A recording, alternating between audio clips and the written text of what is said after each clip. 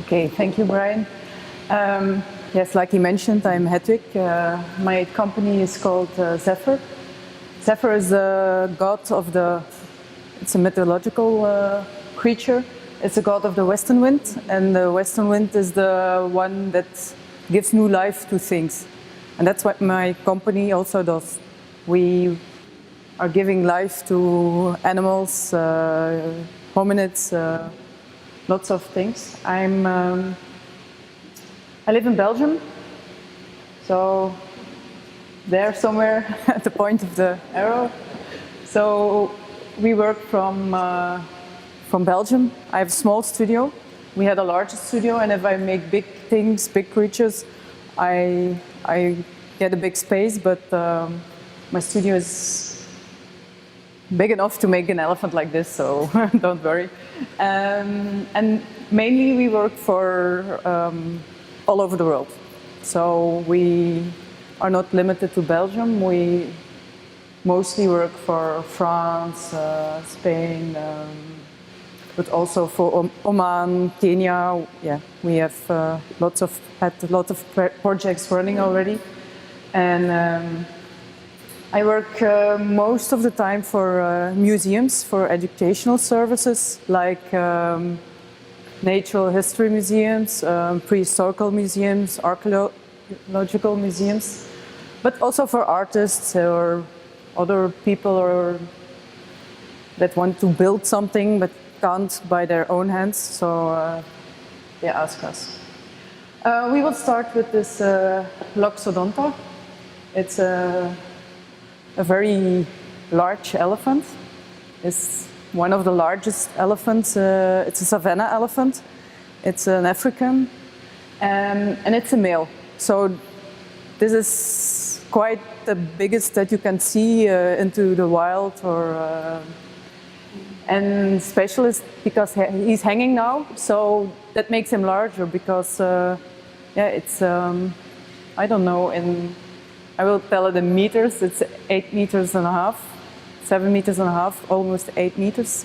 I don't know what's the measurement in inches, but it's quite a lot. So Brian was mentioning already that there are different kinds of making animals. You know, the taxidermy animals, they're stuffed one.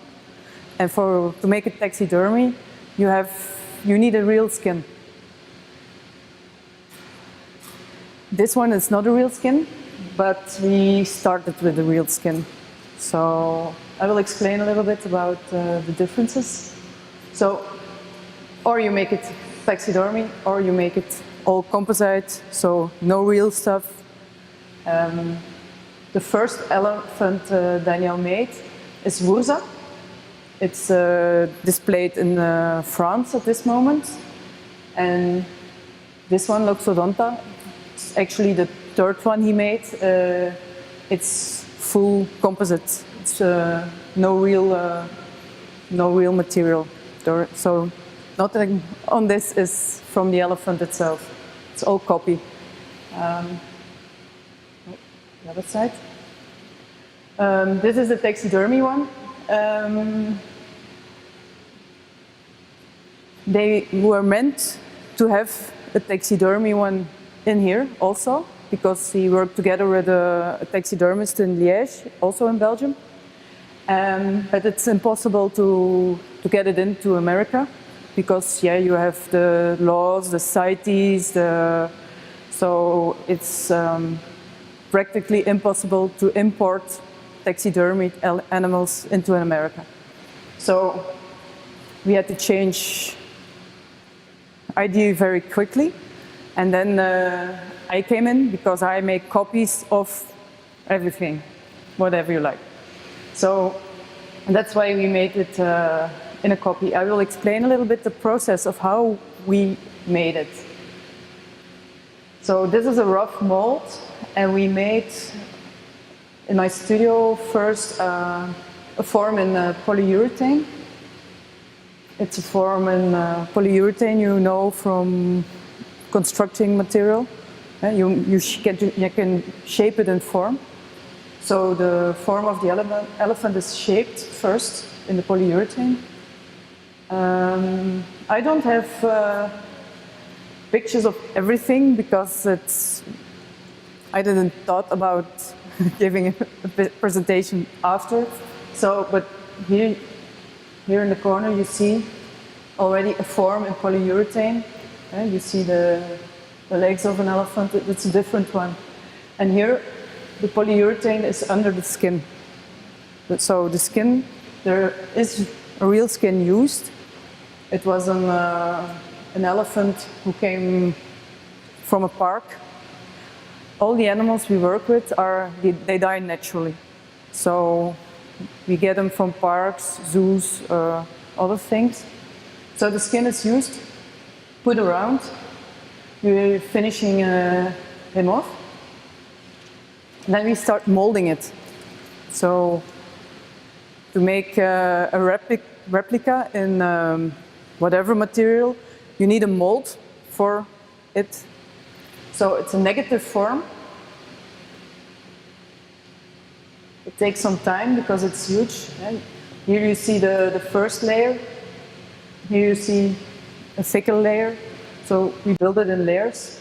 This is another elephant. It's a female, it's smaller than this one. And you can already see the head of this one. So we cut off the head to be easier to work. So we could put it up like this.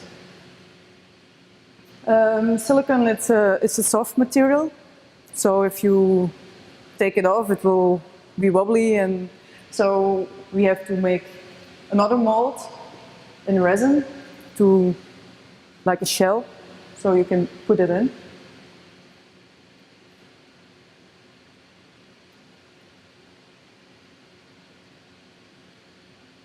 And it's a lot of weight, a mold. It's like, I think we used for the silicon about 260 kilograms.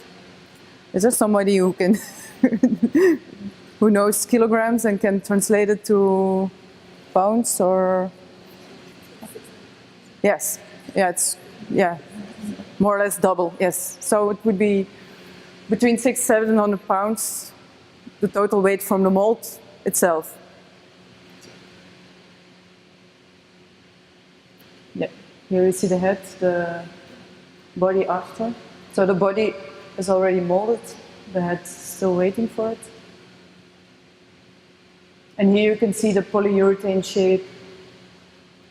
So they will put on the muscles, the lines already in the sculpted model. So the skin won't add a lot, just half an inch or sometimes less.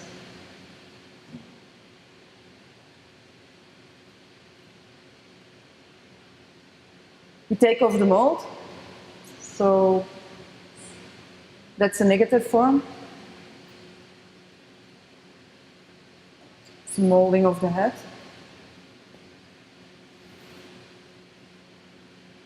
And then we start putting the rubber, because this one, if you touch it, it feels real, like a real skin. It's a little bit soft, not too soft. It's a kind of a rubber we used for this. And then on top of this first rubber layer, we put resin. So it will be a hard cast inside. Yeah, so the soft shell will be outside and there will be a harder part inside, what we also can easily assemble. So it's molded always in pieces, otherwise you cannot open the mold. So, and then we have to assemble all these pieces. So we screw them to each other, and then we go inside the elephant, and then we glue it together with the same material, the same resin as we used the inner form. We didn't have a lot of space left in my new studio, but okay. So this is already the cast. So you have the elephant, the head separate, because for transportation we kept it also separate. We had to build some crates. I will show in a second.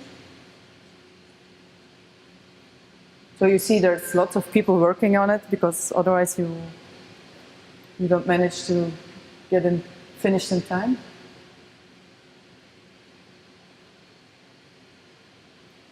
Adjusting ears. But the ears, they came separately to here. So I was here before to glue the ears, to put in the tusks. That's all this work we did here in the museum, in the loading dock. And then we have a system with a big iron construction inside. We glued it inside the elephant. So in the body part, one big piece, in the head part with some bolts and a very long tube with a bolt on, and then it's just screwed together, these two pieces. So if the exhibition is finished, we can just lower him, unbolt the long tube where he's hanging on, and then the head and the body will be separate again. So this is the crate getting built. Also for this one we had to pull him up, and the crate is directly built around. So they prepare the panels and then they will be assembled around the elephant.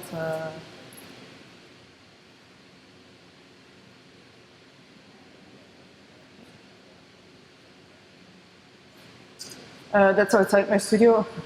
So that's the two crates. The elephant is inside, and it went off with the truck. So, and that's here. It arrived like this, big crate. This is the artist, this is Daniel. He's very pleased to have it here because we had some issues with transport. It was an overseas transport with an open top container. So our container was the last one to put up because the crates were high. It had some delay. First it was 2 days, after it was a week. So we were here waiting for the elephant. So it was a little bit, it was exciting, but yeah. And then it was Easter weekend, and they closed down Thursday, so we couldn't get it out before 3 o'clock in the afternoon. So we were stuck here till Tuesday, Wednesday. We could only start finishing it up. So we were here longer than expected for this elephant. But anyway, he arrived and he got in time for the exhibition. So we had to do some finishing up because you see at this moment it's not painted yet. So we had to assemble the ears. You see the head is without the ears, without the tusks.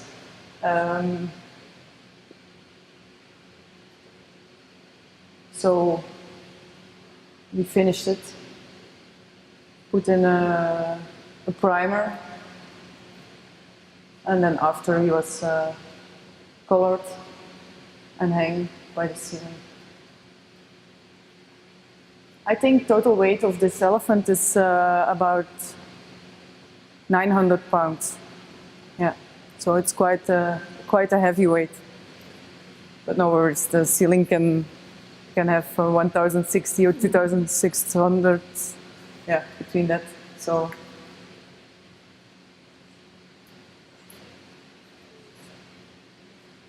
that's a story about making of the elephant.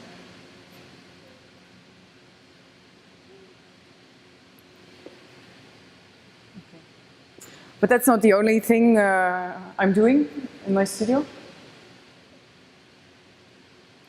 So we work, like I said, for artists, museums. We make reconstructions, replicas, casts, 3D projects, can be anything. enlargement of things. We do our own projects. We make human figurines. Yeah, hyper-realistic things is our main business. A few weeks ago, we beached a whale at the Seine in Paris. So it's a project I do together with Captain Boomer. There are also artists, it's actors, and so overnight we put a whale somewhere. It can be on the beach. We did already. This is the eighth beaching we did. We were already in London with the whale, in Valencia, in many different places. But Paris, it was very nice because it was quite a magical setting. The Seine, the Notre Dame. So it was, and then we tell the story. Everybody is dressed up like scientists, and we explain to people how the whale got there during the night, and then people are like wondering, yeah, but is it still alive? Is it dead? So they are like thinking about how does it come? What did we do wrong? It's kind of thinking about environment. There's lots of animals die from plastic. It's kind of awareness, and it mostly has a local, very local impact. So people who live around, they see this and they start wondering, how is it possible? And some people say, no, it's a fake, and you get some interaction in public. The scientists, they just ignore the questions and start saying, yeah, but it's not a whale, it's a sperm whale. So some people think that's a real animal. Some people come back 3 times a day. They come in the morning, they wander, they come back at noon, they come back in the afternoon. And there was one woman, I think she lived on this side of the river, and she was like, yeah, but I heard him crying this night. So she was in the audience, and she was like saying, yeah, but I heard it. So, and then people oh, but then maybe it's a real one. And so, yeah, it gives, it's a nice project we do. And yeah, people like it a lot because it gets you thinking about.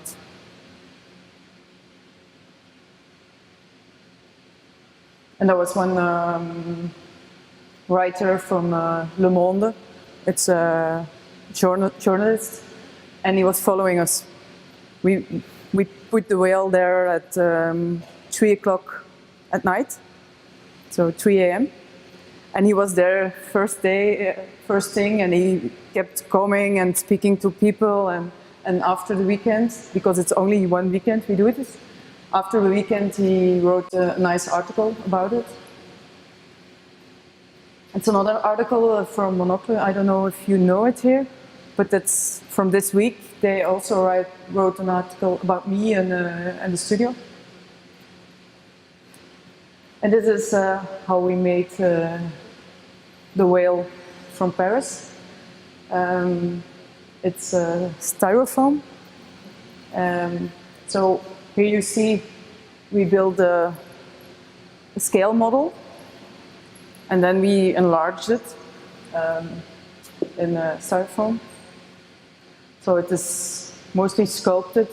We had some parts already during years. We molded some tails, some fins already from different animals. So that's how we do this part. Finishing off, painting. Details like these round circles, they're from octopus. So they grab, it's only also the only whale with teeth. So because he eats octopus, calamari, that sort of things. And it has also many scratches because the whales undersea, they scratch themselves against rocks. So all these details we thought about. This one, because actually the whale we saw just now was the second whale I made, or we made. We always work in a team. This one is the first one. And that's built differently. So it's a small time lapse.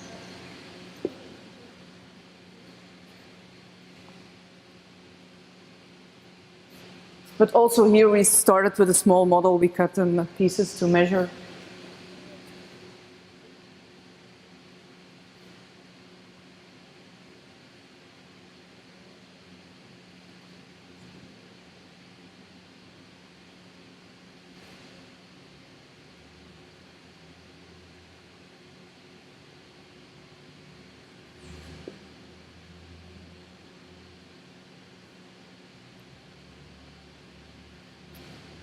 So first the wood, then the metal reinforcement.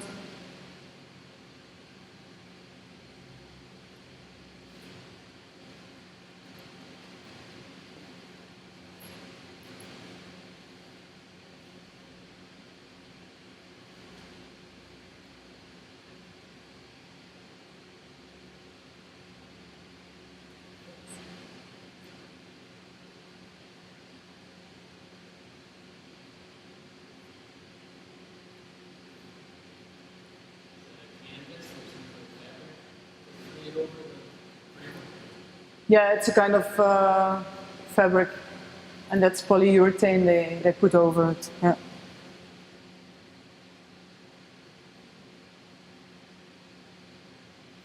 So inside it's hollow. Yeah.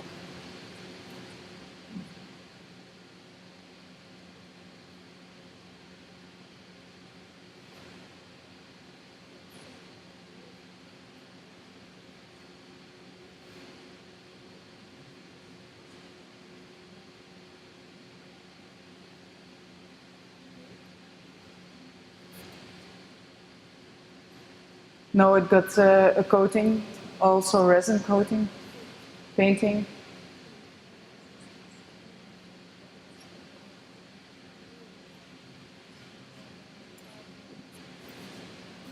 That was the first beaching we did in Holland.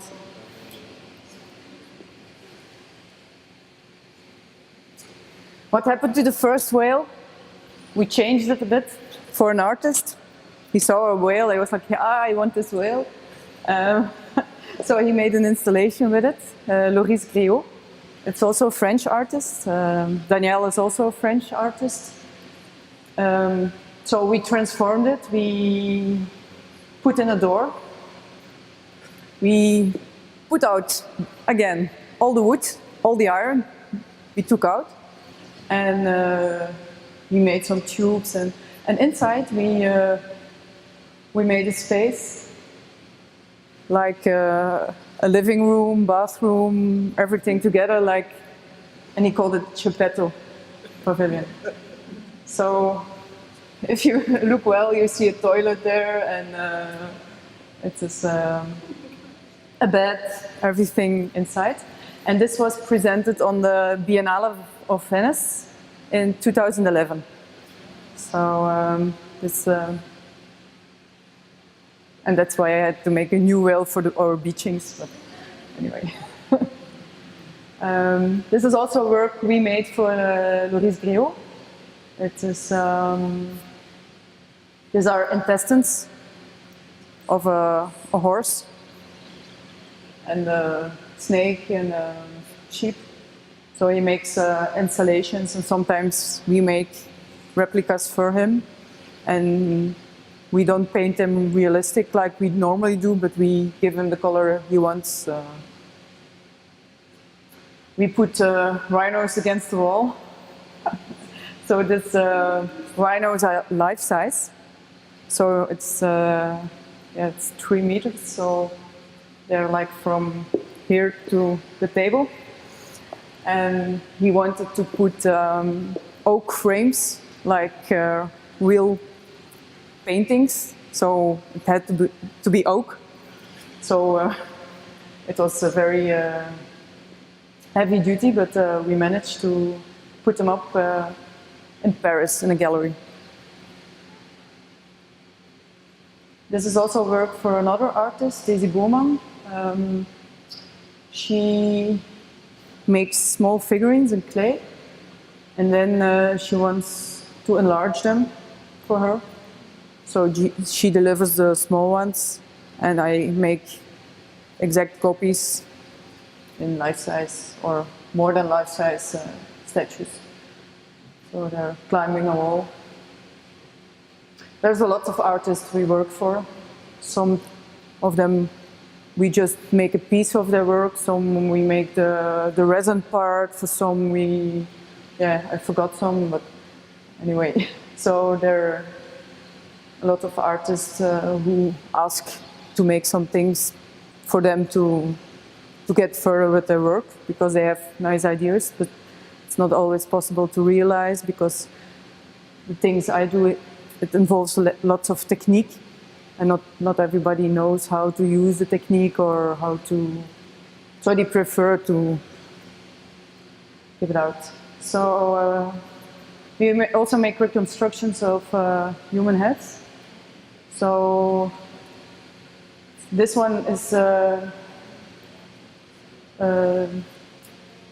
guy from Peking. What?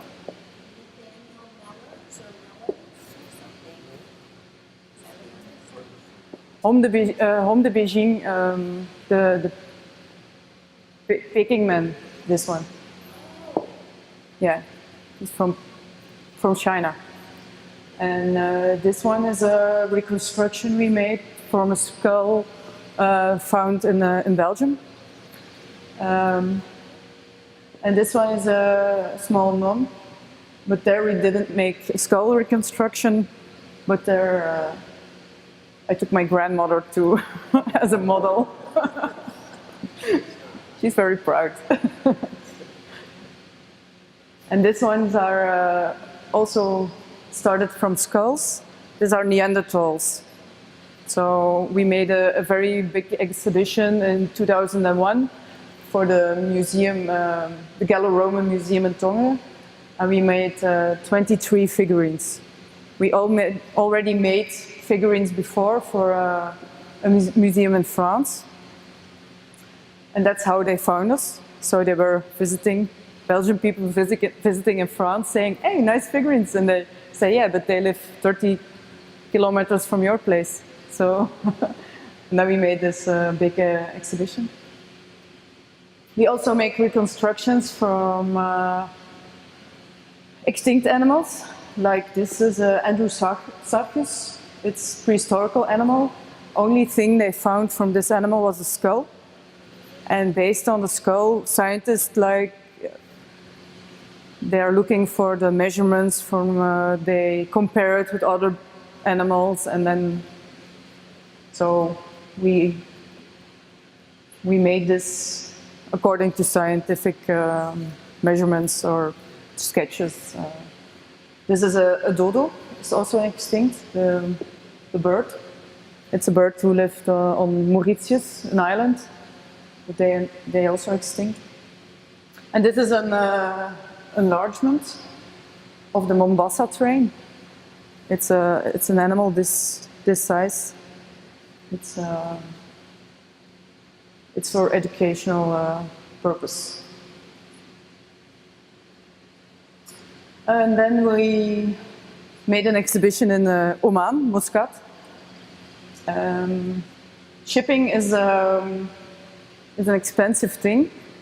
So this elephant came in 2 pieces, but we wanted to make an exhibition with, I don't know anymore how many, but all the fish that live in Oman and the animals that live there. So what did we do? We just put the pieces, because a fish, it has fins, and it's if you put it together, it's like this size, or sharks, but if you don't assemble it, you can put them. You can save space. So we put up a studio in Oman for 1-2 weeks, and we assembled everything there. And then we did drawings on the walls, and we even made a mountain with plaster. So it's nice weather there always, so we could use plaster. And so it was for 2 months, an exhibition for 2 months. And there were like, I don't know how many, like 100 Indian guys, Pakistani guys working to build all these walls because there was nothing. So they made all these things with a nail and a hammer all the time. So it was quite a nice experience to do it. And that's an exhibition we made local. There's in Hasselt. It's an event square, and it was empty for the summer. And then we filled it with sand and water parties, and then we put all the savanna animals we have or we made together to have this exhibition. Currently, I'm working on copies of snakes, chameleons, fish for a museum. It's a museum of Africa Museum in Belgium, and they have all this specimen on alcohol. But this alcohol specimen, some of them are more than 100 years old, so they want to preserve them. And if you want to preserve them, you have to put them in a basement where there's no light, where the light cannot affect the colors. And so what we are doing at this moment is making copies of all these animals, also in silicone, and then we paint it like the real one, and the copies will be shown in the museum, and the original pieces will be in the scientific collection again. This museum opens next summer again. They were renovating entirely. And there's many more things we do.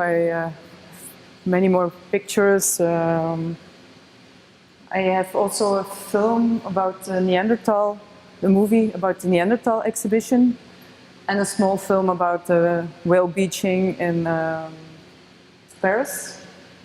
But before I show them to you, I will answer your questions if you have them.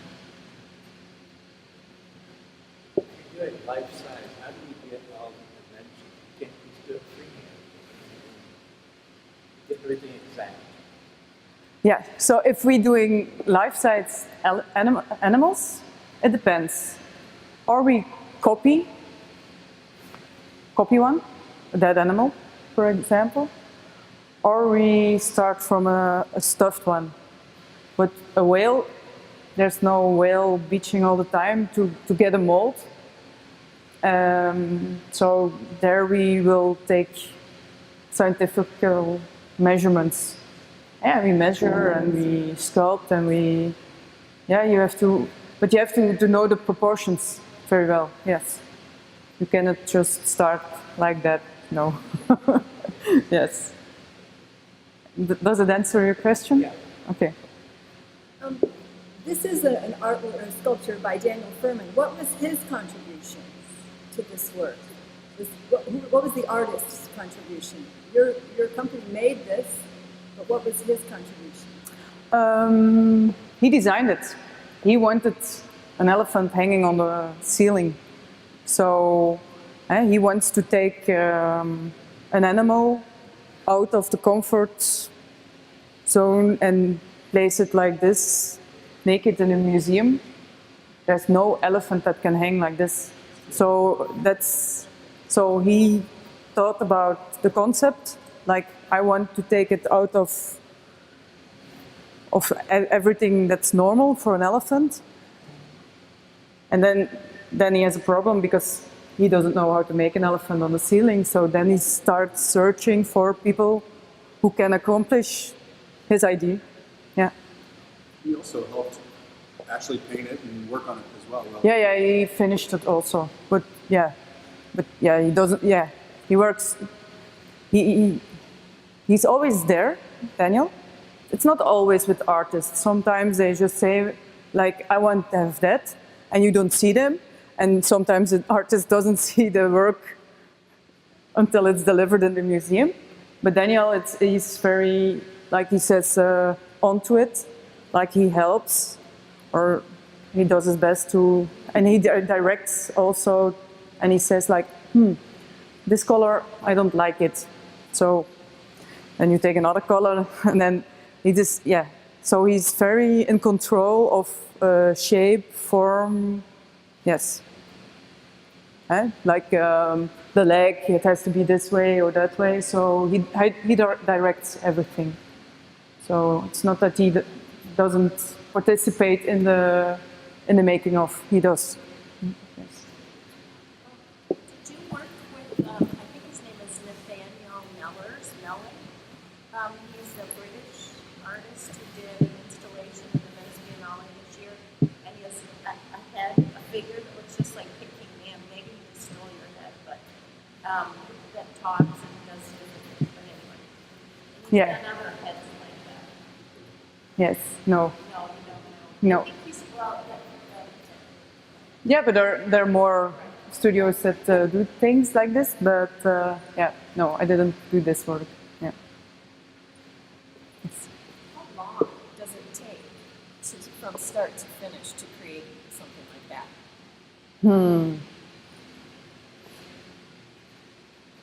When does that Easter?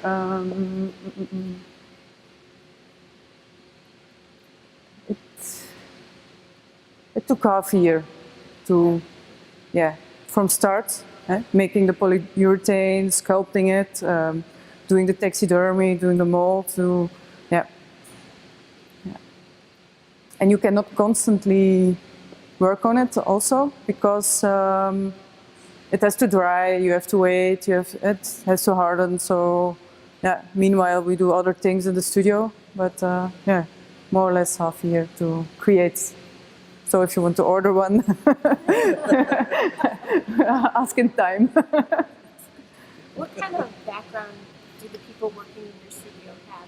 Are they tradesmen? Are they artists themselves?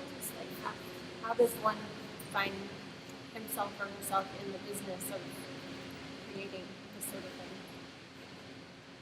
thing? I'm a sculptor. I'm a master degree sculpting, and people in my studio are or sculptors or painters, or some are artistic, but some are not. They're technical people, and sometimes it's easier to work with them because you say, okay, you take this product, you take this silicone, you mix it with like 5% of hardener, and you put it on. If you work too much with artists, in the studio they say, yeah, but I won't make a second one because I made already. So yeah, it's difficult to work with an artist in my studio, in my technical studio, I will say.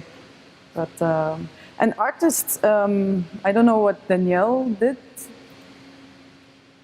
I don't know if he studied art school, because you have artists that are formed in an art school, but you have also artists that never went to art school and start doing art.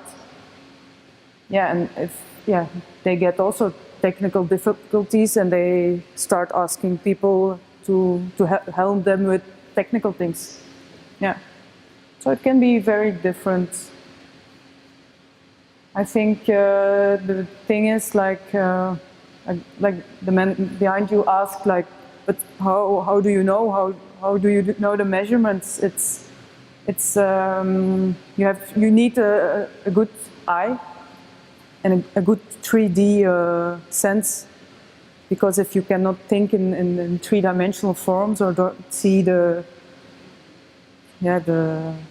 proportions, then it's difficult to do this kind of work. But if you are for some things like this, the snakes I showed, you have to be very precise to color because snake on the screen it was quite big, but in real life it's like this. So You have to be very detailed, very paying attention, seeing colors, because not everybody perceives colors the same way. So yes, you have to choose people that fit for. Some of my workers I can ask for painting, the other one totally not. So yeah, everybody has his skills, and that's very important in this kind of work, that you use the best skills of everybody. So, and that makes great piece. And that's why I'm telling, we always work in a team, like several people with several good skills, good qualities. And this one is good in finishing, this one is good in just putting the resin in. So everybody has his job, yeah. Use computer programs to start with, like, or to do the, when you're making things bigger proportionally, do you scale them up in a three-dimensional computer program of some sort, or is it all? It's possible, yes. Today it's sometimes more easy to just make a 3D scan of something and already enlarge it with machinery and then finish it off. But technique is not that far improved that you can use that as an end result. You can use it as a base to work on it, to detail, to finish it off. But it's a thing we use from time to time. Depending on the time we have, on the budget, there are, yeah. Two questions. One, what happens like for these outdoor exhibits? Those animals must be very weatherproof. And what happens after the exhibit is over? Is there another exhibit somewhere? And is this elephant staying in the United States for a while and touring around? Good questions. So, the exhibit you saw, it's indeed the animals are waterproof, are weather resistant for normal weather, like Belgian weather, this kind of weather you have here also. But yeah, if you have really countries where it's really hot, you have to take other primers and other, but it's you can do it, and they can stay outside. Some of the animals from the exhibit I still have, some I sold to museums, so they come and they go and they, yes. Because it's difficult, it's a difficult business, because a museum, they like to have a piece, but they also like to see it before they buy it. So I have to have some things, not everything, but I have to have some things at my place to show them, like quality, material, some pieces that are finished, so they have an idea of what to expect from my work. So, so I have quite a zoo at home, yes. About this elephant question, after the exhibition, it will go to New York. And I don't know how far the artist Daniel is with, because he had talks with galleries, and so I don't know when it will be in another exhibition, or I don't know at this moment. We're not sure where it's going. So, but it will stay in the United States, yes. For now. Unless there's a client somewhere else, then yeah. But he has several elephants at this moment. You saw the one on the trunk standing.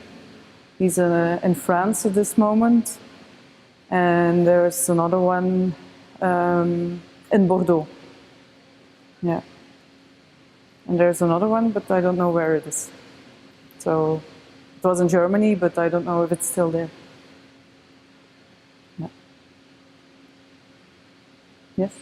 When you were doing the replica of the snake, were you able to take the snake out of the alcohol, as you mentioned, and then do what, a rubber mold? Or Rubber molds, yeah, yes. Yeah. Yeah, it's just alcohol and no, it's or alcohol or formaldehyde. So in the alcohol they put camphor. It's to make it, yeah, you can't drink it anymore. So to avoid the taxes, if you put it in pure alcohol, you have to pay the taxes for the alcohol. Yeah, I don't know how it works here, but in Belgium it is. So they make a mix, and then yeah, yeah. Yeah. If it's drinkable, it's expensive. So yeah, otherwise it's not. Okay. I will show the.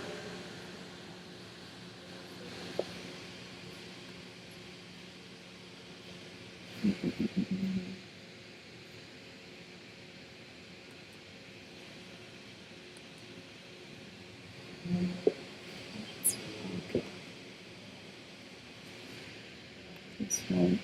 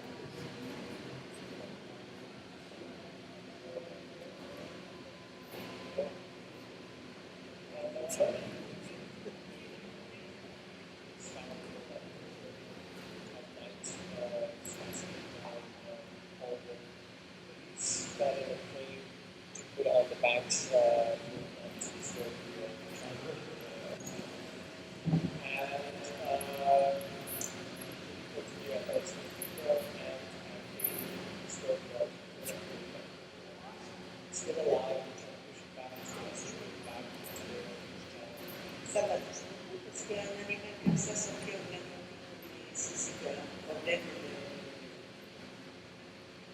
de pourquoi. Est-ce que c'est notre faute à nous, les humains, les animaux, périssent comme ça? Je ne sais pas. Je pense qu'on a